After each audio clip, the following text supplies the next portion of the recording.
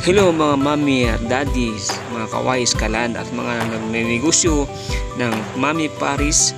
Ito ba ang hanap nyo ang Blue Flame Kalan Dios Oil di Mantika? Ito na po, ini-introduce ko sa inyo ang aming kalan, ang Levi Kalan Dios Oil di Santa Rosa, Laguna. At ituloy-tuloy po ang papanood ng aming video at ituturo ko po sa inyo kung paano ito gagamitin. Napakasimple lang po. Kaya na po, naglagay ako ng tissue sa chamber ng aking kalan.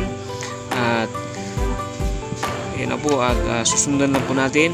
At bubuksan na rin po natin ang ating used oil tank.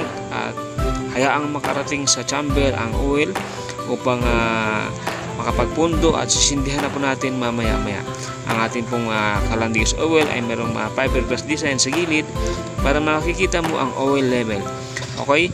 Antayin lang po natin ng 1 minuto, 2 minuto galing sa pagsindi ng ating kalan at isindi po natin sa patak-patak para bago po bubuksan ng kalan ay uminit na po ang chamber at yun na po, madali lang po ito gamitin.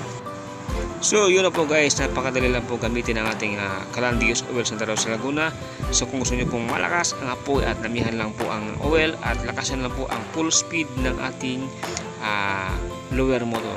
So yun po guys, ang ating produkto, ang double burners kalan sa nagkakahalagang 3,500, abot kayang halaga at yan po ang single burner na 2,000 pesos. Okay, at gumagawa rin po tayo ng sasakyan as my major job. Yan po ako. So sa dati kong trabaho sa bansang Kuwait. So ngayon dito na po sa Pilipinas para ipapatuloy ang aking mga balak na negosyo. Okay, si Metro Rebels, ang inyong kalan maker and auto electrician for service. God bless.